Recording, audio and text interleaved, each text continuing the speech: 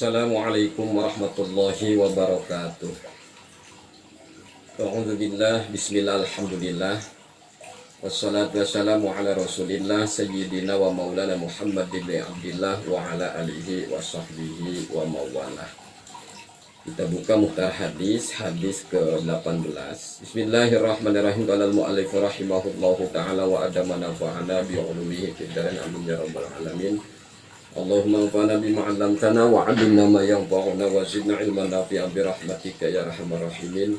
Rabbi yassir lana wa la tu'assir 'alaina ya karim. Wa sallallahu ala sayyidina Muhammadin wa ala alihi wa sahbihi wa sallam. Alhamdulillahi rabbil alamin. Ittaqullaha wa'dilu baina auladikum. Bertakwalah kalian semua kepada Allah. Wa'dilu, dan berbuat adillah kalian semua baina auladikum, di antara anak-anak kalian semua. Ittaqullah, bertakwalah kepada Allah. Takwa dalam kata arti imtisalu awamirillah wajtinabun nawahi, melaksanakan segala perintah Allah dan meninggalkan segala larangan Allah. Semaksimal mungkin kita ikuti perintah Allah, dan sekuat mungkin kita tinggalkan sesuatu apapun yang dilarang oleh Allah. Sebagian penjelasan takwa adalah takut. Takutlah engkau kepada Allah.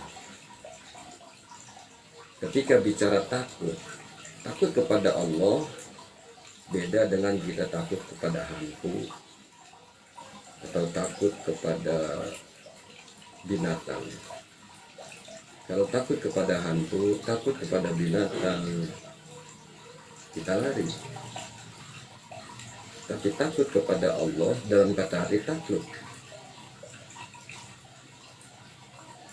Allah penguasa alam ini, Allah dat sang pemberi rezeki, Allah yang memberi rezeki kepada kita.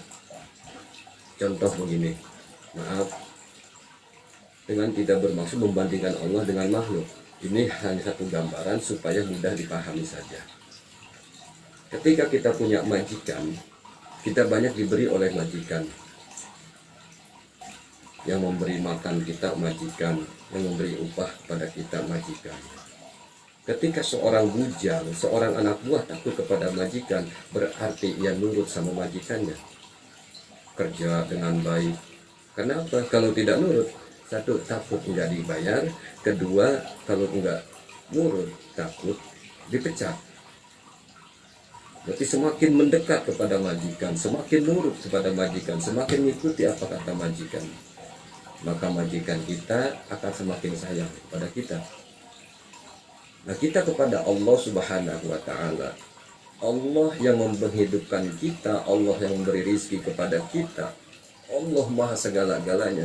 Ketika kita takut kepada Allah, berarti mendekat kepada Allah dengan imtisalu awamirillah wajtinabun nawahi. Ikuti perintah Allah, jauhi larangan Allah. Kenapa? Kita takut kepada Allah. Kalau kita tidak nurut kepada Allah, tidak mengikuti perintahnya Allah,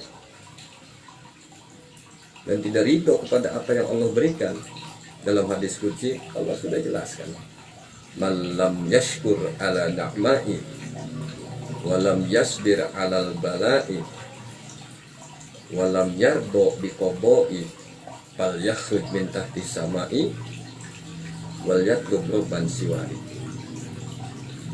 Siapa orang yang tidak bersyukur atas nikmatku, tidak sabar atas bahlaku, tidak ridho atas apa yang Allah berikan, tidak ridho dengan ketentuan Allah, maka Allah usir kita. Fal yakhruj min tahti samai, silahkan keluar dari kolong langitku dan cari Tuhan selain aku. Mau kemana? Jadi mau takwa itu dengan kata arti imtisalu awamirillah wa wajtinabun nawahi, ya. Takwa dengan kata arti takut, ya. Takwa dengan kata arti takluk, patuh, tunduk, iya.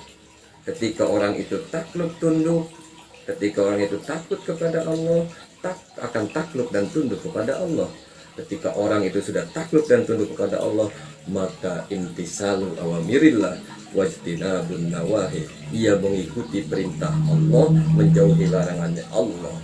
Dan kesananya, karena semakin merasa kita diberi oleh Allah, semakin segala-galanya semua Allah, maka masuk kepada tingkatan al-mahabbah, akan semakin cinta kepada Allah.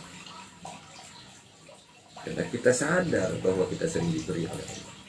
Kembali kepada hadis ini, maka orang yang sudah takluk tunduk kepada Allah, orang yang sudah mengikuti perintah Allah, dalam satu arti bulatnya takwa kepada Allah, wa'dilu baina auladikum, berbuat adillah kepada anak-anak kalian semua. Arti adil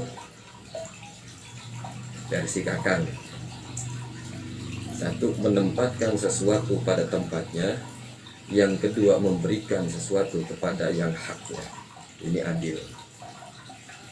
Kalau dalam satu keluarga punya anak laki-laki, ada anak perempuan, maka adilnya orang tua kepada anak laki-laki dan anak perempuan ketika memberi anak perempuan lebih banyak daripada anak laki-laki. Kenapa haknya anak perempuan? Satu, perempuan dihiasi, pakai anting, pakai kalung, pakai gelang, pakai cincin. Perempuan di make up, berarti kan lebih banyak pemberiannya. Ketika sudah umur balik, perempuan head berarti ada untuk beli pembalutnya. Ini adil orang tua. Anak perempuan yang sudah head dia berikan pembalutnya. Anak laki-laki enggak. Jadi kalau adil dalam kata arti sama rata, berarti anak laki-laki diberikan anting, diberikan kalung, berikan gelang, berikan pembalut, dan nggak kepake. Bukan haknya, bukan bagiannya. Jadi adil itu menurut versi kakak punten, satu, menempatkan sesuatu pada tempatnya, dan yang kedua memberikan sesuatu kepada yang berhaknya. Ini adil. Jadi berbuat adil kepada seluruh anak-anak. Ini perintah kanjeng Nabi Muhammad SAW. Artinya hadis ini mengajarkan kita untuk belajar, satu, menjadi orang yang takwa kepada Allah. Yang kedua, setelah kita takwa, bisa berbuat adil kepada anak-anak kita. Dan artinya bagian daripada ciri orang yang takwa adalah orang yang adil terhadap anak-anaknya. Ini dalam satu keluarga. Dalam satu desa, yang menjadi orang tua adalah kepala desa. Dalam satu kecamatan, yang menjadi orang tua adalah camat. Satu kabupaten, yang menjadi orang tua adalah bupati. Satu provinsi berarti gubernur. Satu negara, yang menjadi orang tua adalah presiden. Wa'dilu baina auladikum. Semua itu berbuat adillah kepada anak-anak kalian semua. Berbuat adillah kepada masyarakat kalian semua. Berbuat adillah kepada rakyat kalian semua. Wa'dilu baina auladikum. Ini ciri orang yang takwa kepada Allah Subhanahu wa ta'ala. Sekian, semoga bermanfaat. Akhiran, wassalamualaikum warahmatullahi wabarakatuh.